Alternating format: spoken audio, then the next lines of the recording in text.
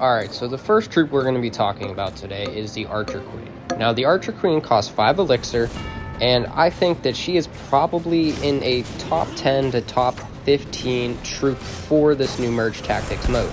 Now, you can see she has very quick attack speed, and she has an ability. When she goes below 50% health, she gets an additional damage, and she goes invisible for a short period of time. She isn't very strong on her own, but if you pair her well with a few tanks such as a Prince and a Mega Knight, she can deal massive amounts of damage. Nobody's targeting her, and she's just sniping people from the back while the Mega Knight tanks and stuns. Now, when she gets into a 1v1 with this other Archer Queen, you can see she gets below half health, she goes invisible, she gets enhanced attack speed and damage.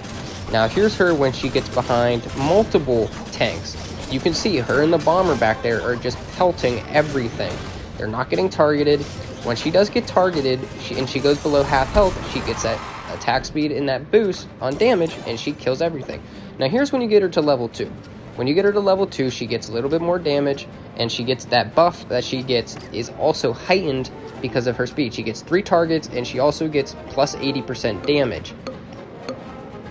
You'll see when the round starts, she is attacking 3 troops at a time. Now, it may not be a crazy amount of damage per shot, but if you can keep her alive for most of the round, she can do massive amounts of damage. Now, she might not win the round. She does here.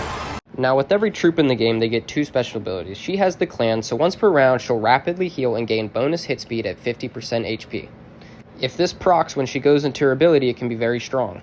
With her Avenger ability, if you pair her with a Bandit and a Valkyrie, they will deal additional damage and a buff in the game, which you can see. Her stats are dependent on level. Mine is base level, I'm pretty sure, so it shouldn't be much different than this. When you get her to 2 stars, she gains about 40 damage and about 700 HP. Same thing with tier 3, she gains about 40 damage and about 1200 HP. At tier 4, she gains about 70 HP and 2300 health, which makes her very strong.